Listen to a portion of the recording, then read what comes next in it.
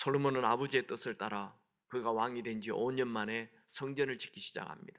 그냥 조그만 집 한 채 짓는 것이 아니고 정말 아름다운 집을 7년 동안 짓습니다. 그리고 성전을 다 지은 이후 그 성막 안에 있는 법궤를 성전 안으로, 지성소 안으로 갖다 옮겼습니다.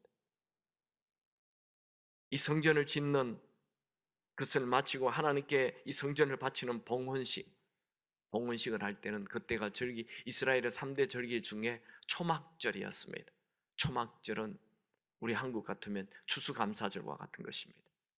1년 중 제일 하나님께 큰 감사를 드리는 예배, 초막절에 성전을 봉헌합니다. 그때 하나님 앞에 성전을 봉헌할 때 기도를 하는데 그 기도가 마치자 하늘에서 불이 내려 번제물을 다 태웁니다. 그럼 읽어볼까요? 역대하 7장 1절에서 3절 다 같이 읽습니다. 솔로몬이 기도를 마침에 불이 하늘에서부터 내려와서 그 번제물과 제물들을 사르고 여호와의 영광이 그 성전에 가득하여 여호와의 영광이 여호와의 전에 가득함으로 제사장들이 여호와의 전으로 능히 들어가지 못하였고 이스라엘 모든 자손은 불이 내려오는 것과 여호와의 영광이 성전 위에 있는 것을 보고 돌을 깐 땅에 엎드려 경배하며 여호와께 감사하여 이르되 선하시도다 그의 인자심이 영원하도다 하니라. 솔로몬이 성전을 짓고 번제물을 하나님께 드리자 하늘에서 불이 내려와서 그 번제물을 다 태웁니다. 그리고 하나님의 영광이 성전에 가득했다 했습니다. 하나님의 영광이 성전에 가득하다는 것은 구름이 가득했다는 것입니다. 그것을 본 이스라엘 백성들은 땅에 엎드려 경배합니다.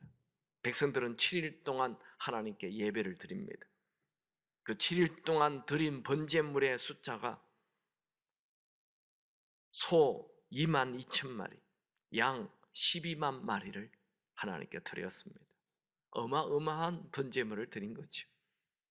이스라엘 백성들은 7일 동안 예배를 드리면서 기뻐하였습니다. 그들이 기뻐한 이유는 하나님이 어떤 특별한 은혜를 베푼 것이 아닙니다. 그냥 하나님이 베풀어 주신 은혜에 대한 기억을 하며 감사하는 것이죠. 7장 10절을 같이 읽습니다.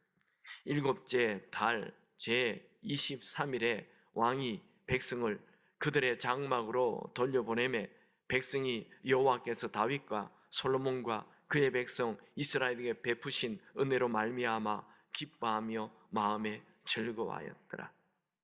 이스라엘 백성들의 특별한 은혜가 아니라 그냥 예배를 드리면서 하나님의 은혜를 느끼고 기뻐하였습니다. 여러분, 여러분의 일상에 하나님이 베풀어 주시는 은혜에 대하여 감사하고 기뻐할 수 있게 되기 바랍니다. 내가 지금 예배 드릴 수 있는 것 감사하여야 합니다. 지금 내가 하나님 앞에 서 있는 것 이 자체를 감사하여야 합니다. 이제 솔로몬은 봉헌식을 하고 성전에 앉아 있을 때 하나님께서 그에게 나타납니다. 그것이 11절 12절입니다. 같이 읽습니다. 솔로몬이 여호와의 전과 왕궁 건축을 마치고 솔로몬의 심중에 여호와의 전과 자기의 궁궐에게 그가 이루고자 한 것을 다 형통하게 이루니라. 밤에 여호와께서 솔로몬에게 나타나사 그에게 이르시되 내가 이미 내 기도를 듣고 이곳을 택하여 내게 제사하는 성전을 삼았으니. 하나님은 솔로몬이 7년 동안 성전을 다 짓고 하나님께 이 성전을 봉헌하고 기도하는 것을 마쳤을 때 그에게 나타나 놀라운 말씀을 합니다. 그 말씀이 오늘 우리가 다 외우다시피 하는 이 역대하 7장 13절 14절 말씀입니다. 13절 읽겠습니다. 혹 내가 하늘을 닫고 비를 내리지 아니하거나 혹 메뚜기들에게 토산을 먹게 하거나 혹 전염병이 내 백성 가운데 유행하게 할 때에 세 가지를 얘기합니다. 첫 번째, 하늘에서 비가 내리지 않을 때. 두 번째, 메뚜기가 땅에 나타나 모든 농산물을 다 먹어버릴 때. 세 번째, 전염병이 이스라엘 백성들에게 유행할 때. 이 세 가지가 일어날 때 회복할 수 있는 방법을 주십니다. 첫 번째, 비가 내리지 않는다는 것은 하나님의 베푸시는 은혜가 멈췄다는 것입니다. 이스라엘은 이 사막 기후이기 때문에 1년에 비가 2번 옵니다. 이른 비와 늦은 비. 그런데 이 비조차도 이른 비와 늦은 비가 내리지 않는다. 죽음입니다. 이스라엘 사람들에게 비는 생명입니다. 근데 그 비가 멈출 때, 하나님이 주시는 은혜가 멈출 때를 얘기합니다. 하나님의 은혜가 멈춰버렸어요. 그럴 때 그게 첫 번째고, 두 번째, 메뚜기의 때가 나타나서 농산물을 다 먹어버릴 때, 이건 경제적 수확이 끝났을 때를 얘기합니다. 여러분, 요즘 우리 이 바이러스로 인하여 자영업 하는 사람들의 경제적 수입이 확 줄었습니다. 모든 대기업도 똑같습니다. 굉장한 위기가 왔습니다.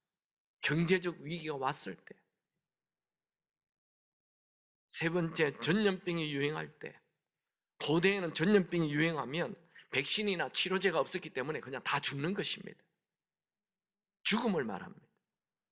이 전염병은 빠른 속도로 전파되기 때문에 무서운 재앙입니다. 이런 일들이 일어날 때 어떻게 해야 합니까? 하나님은 성전을 지어서 하나님께 봉헌한 솔로몬에게 비가 멈추고 메뚜기 때가 나타나고 전염병이 일어날 때 회복할 수 있는, 해결할 수 있는 방법을 말씀해 주십니다. 유명한 역대하 7장 14절 다 같이 읽죠. 내 이름으로 일컫는 내 백성이 그들의 악한 길에서 떠나 스스로 낮추고 기도하여 내 얼굴을 찾으면 내가 하늘에서 듣고 그들의 죄를 사하고 그들의 땅을 고칠지라. 이 구절은 그냥 하나님이 솔로몬에게 가르쳐 준 것이 아니라 솔로몬이 하나님께 성전을 봉헌하였을 때 주시는 축복의 말씀입니다. 이 축복은 죄를 사하시고 땅을 고쳐주는 회복을 말합니다. 회복은 하나님의 뜻입니다. 이 구절은 회복이 필요한 사람들에게 너무나 유명한 구절입니다. 미국 34대 대통령 아이젠하워도 이 본문 말씀을 봉독하고 대통령 취임식에서 이 말씀 위에 손을 얹고 선서를 했죠. 여러분, 우리에게는 하늘에서 내려오는 이른 비와 늦은 비와 같은 하나님이 주시는 은혜의 단비가 필요합니다. 우리는 하나님의 은혜 아니면 단 한순간도 살 수 없습니다. 아멘이십니까? 지금 우리나라엔 중국에서 발생한 이 신종 바이러스로 큰 위기 속에 있습니다. 이 위기를 어떻게 극복해야 할까요? 물론 의학적으로 전염이 되지 않도록 마스크를 쓰고 격리하는 것도 중요합니다. 빨리 백신이 나타나는 것도 중요합니다. 그것만으로 해결되는 것 아닙니다. 하나님의 은혜가 필요합니다. 지금 우리에게 가장 필요한 것은 하나님의 은혜입니다. 그러면 이 은혜를 받으려면 어떻게 해야 합니까? 첫 번째로, 회복하려면 악한 길을 떠나야 합니다. 다시 역대하 7장 14절을 읽습니다. 내 이름으로 일컫는 내 백성이 그들의 악한 길에서 떠나 스스로 낮추고 기도하여 내 얼굴을 찾으면 내가 하늘에서 듣고 그들의 죄를 사하고 그들의 땅을 고칠지라. 회복하려면 제일 먼저 내 이름으로 일컫는 내 백성이 그 악한 길에서 떠나라 말씀합니다. 예수 안 믿는 사람 말고 예수 믿는 하나님의 백성, 하나님의 백성이 악한 길에서 떠나라 말씀합니다. 우리는 이 국가적 재난을 보고 강 건너 불 구경하듯 방광만 하면 안 됩니다. 우리 믿는 자들이 적극적으로 행동해야 합니다. 그 적극적인 행동의 첫 번째가 악한 길에서 떠나는 것입니다. 하나님은 우리의 모든 것을 다 보고 계십니다. 하나님 보시기에 악한 것은 다 떠나야 합니다. 말이 아닌 행동을 요구하십니다. 말로만 회개는 회개가 아닙니다. 정말 죄에서 떠나야 합니다. 이 순간 정직하게 나 자신을 바라보고 내 안에 어떤 악이 있는지 보고 그 악을 떠나야 합니다. 지금 떠오르는 악이 무엇입니까? 그 악이 뭔지 모르는 분은 하나님께 물어보십시오. 하나님, 내 인생에, 내 삶에 있는 악이 무엇입니까? 물어보시고 그 악에서 완전히 떠나기 바랍니다. 여러분, 우리 믿는 자들에게 악이라는 것은 하나님 말씀에 불순종하는 것입니다. 하나님 말씀보다 세상에 빠져 사는 것을 떠나야 합니다.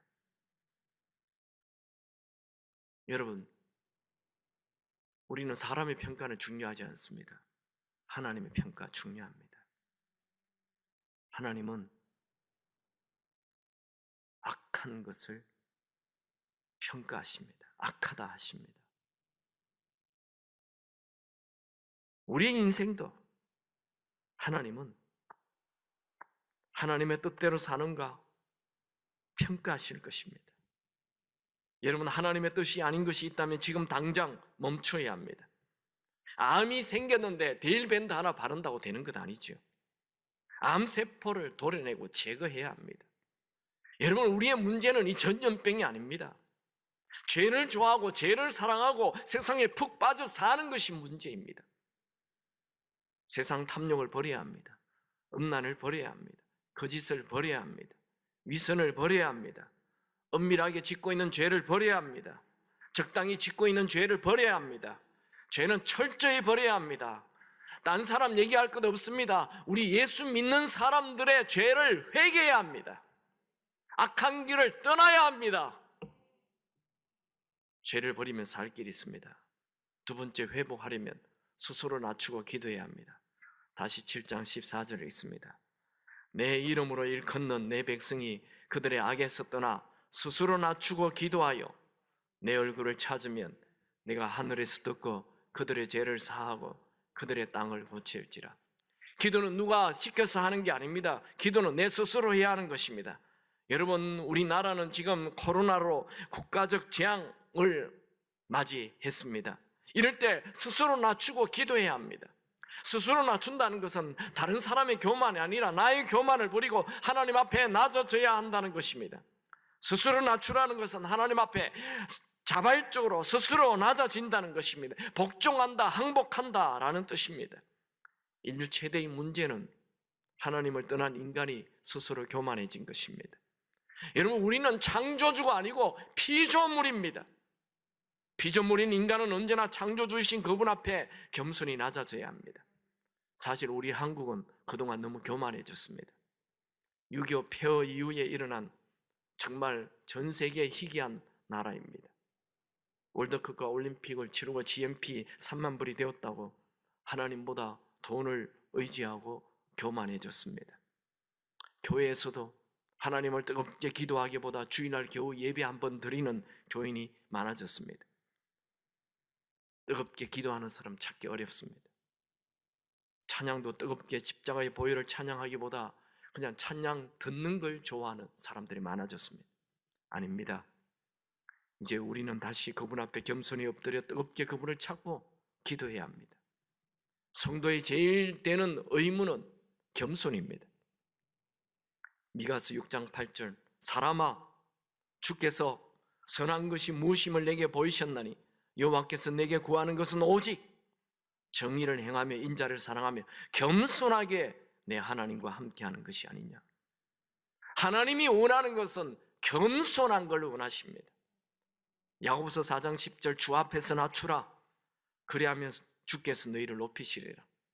베드로전서 5장 6절, 그러므로 하나님의 능하신 손 안에 겸손하라. 때가 되면 너희를 높이시리라. 여러분, 겸손은 인격 수양이 아닙니다. 겸손은 그리스도인의 기본의 자세입니다. 여러분, 이스라엘 백성들이 왜 광야에서 40년 동안 빙빙 돌다가 다 죽었습니까? 목이 곧은 백성이라고 계속 얘기합니다. 목이 곧은 백성. 하나님 앞에 겸손히 엎드리지 않는다는 말이죠. 교만하다는 것이죠. 여러분, 우리는 신종 바이러스라는 이 위기 앞에 스스로 낮아져서 하나님을 찾아야 합니다. 하나님은 겸손한 자에게 은혜를 베푸시고 치유를 주십니다. 야고보서 4장 6절, 그러나 더욱 큰 은혜를 주시나니 그러므로 일렀으되 하나님이 교만한 자를 물리치시고 겸손한 자에게 은혜를 주신다 하였느니라. 여러분, 지금 우리는 무엇보다도 하나님의 특별한 은혜가 필요합니다. 하나님의 은혜를 받는 비결은 그분 앞에 겸손히 엎드리는 기도 필요하죠. 겸손은 내가 겸손해야지 해서 되는 게 아닙니다. 겸손은 내가 피조물인 걸 알아야 돼요. 내 부족을 알아야 돼요. 내가 죄인임을 알아야 합니다. 우리는 우리도 모르게 높아진 이 마음을 겸손하게 낮추어야 합니다. 제임스 심퍼슨 교수는 최초로 진통제를 발명한 사람이죠. 그는 의학계에 큰 공헌을 한 유명한 사람입니다.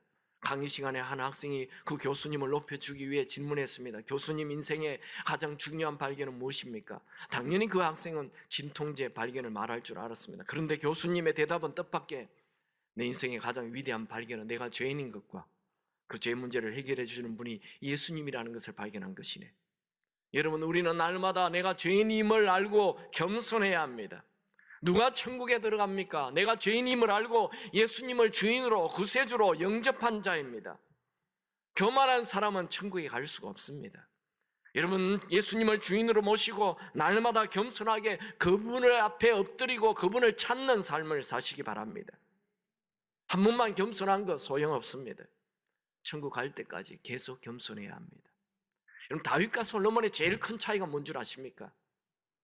다윗은 항상 하나님 앞에 엎드려 자기의 죄를 알고 늘 하나님 앞에 엎드려 기도하는, 하나님의 도움을 구하고 내가 죄인이라고 항상 그랬습니다.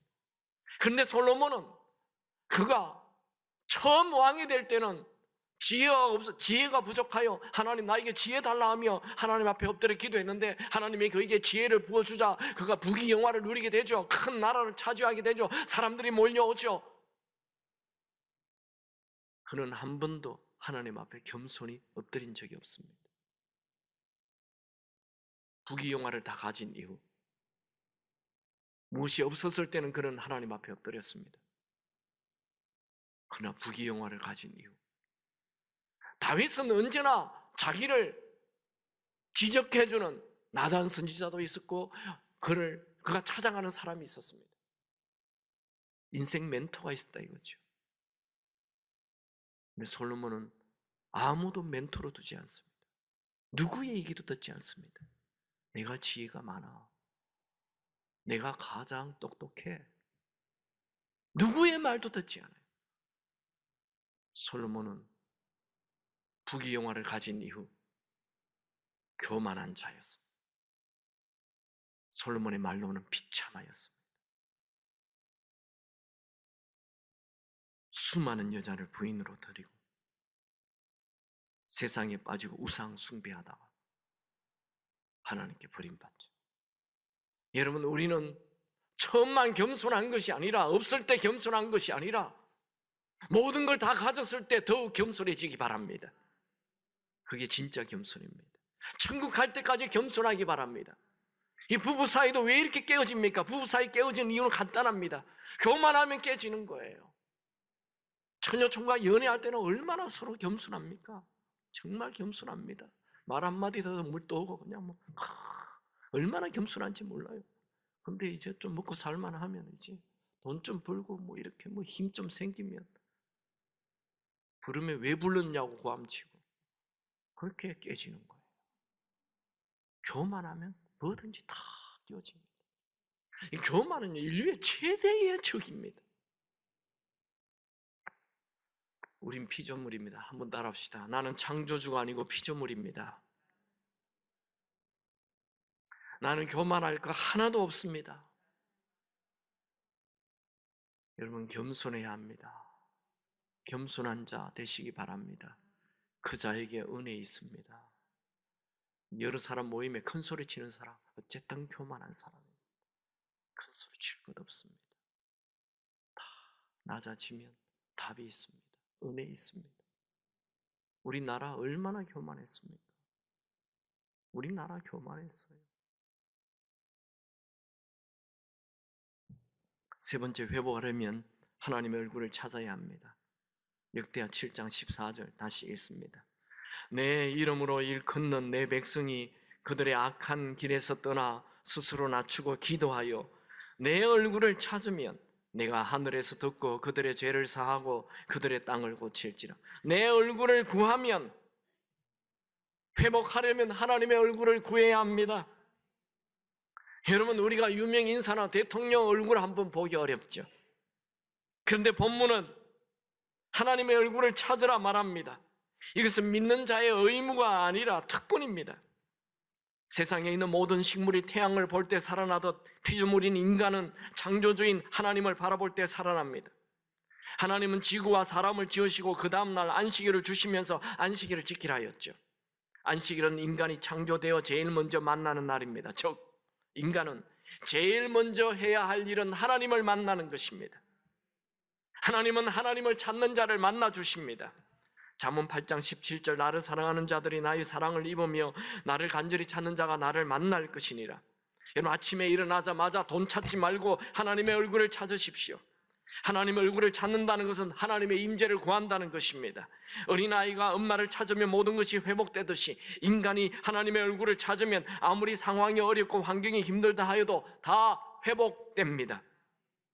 솔로몬은 하나님으로부터 비가 없고 메뚜기 떼가 몰려오고 전염병이 유행할 때 회복하려면 첫 번째로 악한 길을 떠나고, 두 번째 스스로 겸손하여 회개 기도하고, 세 번째 하나님의 얼굴을 구하면 하나님께서 그 기도를 들으시고 그 땅을 고친다 말씀하죠. 다시 제가 읽어보죠. 내 이름을 일컫는 내 백성이 그들의 악한 길에서 떠나 스스로 낮추고 기도하여 내 얼굴을 찾으면 내가 하늘에서 듣고 그들의 죄를 사하고 그들의 땅을 고칠지라. 듣고 사하고 고친다. 이 히브리어는 운율이 있어요. 이게 듣고는 에심하고 사하고는 에슬라하고 고친다는 에르파입니다. 이 세 가지는 다 에자라는 단어를 가지고 있는데 하나님이 하시는 일을 말합니다. 우리 하나님은 악에서 떠나 겸손하여 하나님의 얼굴을 구하면 하나님이 다 들으십니다. 하나님은 우리가 아무리 큰 죄를 지어도 악에서 떠나 회개하고 기도하고 하나님 얼굴을 구하면 우리 죄를 사하십니다. 하나님은 아무리 우리가 큰 전염병에 빠졌어도 악에서 떠나 회개 기도하고 하나님의 얼굴을 구하면 우리를 고치십니다. 듣고 사하고 고치는 것, 이것 하나님 손에 있습니다. 다윗은 이 비밀을 알았습니다. 다윗은 왕이 되어 할 일이 얼마나 많았습니까? 그런데 그는 아침마다 일어나 제일 먼저 하나님을 찾았습니다. 시편 5편 1절 3절을 보면 여호와여 나의 말을 귀를 기울이사 나의 심정을 헤아려 주소서. 나의 왕 나의 하나님이여 내가 부르짖는 소리를 들으소서. 내가 주께 기도하나이다. 여호와여 아침에 주께서 나의 소리를 들으시니 아침에 내가 주께 기도하고 바라리이다. 다윗은 아침마다 하나님의 얼굴을 구하고 하나님을 찾았어요. 그래서 그에게 늘 회복이 있었고 하나님이 베풀어 주시는 특별한 은혜가 있었습니다. 하나님의 얼굴을 구하시기 바랍니다.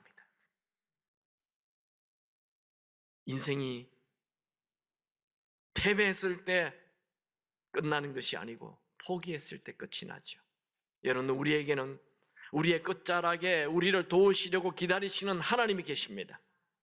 하나님이 솔로몬에게 비가 없고 메뚜기가 밀려오고 전염병이 올 때 악에서 떠나 회개 기도하고 하나님의 얼굴을 구하라 하는 것은 하나님께서 이스라엘 백성들을 사랑하신다는 것입니다. 여러분, 하나님은 우리가 죄를 지으면 버리는 것이 아니고 징벌하십니다. 그것은 하나님의 사랑입니다. 또 하나님의 징벌은 징벌로 끝나지 않고 회복을 엽니다.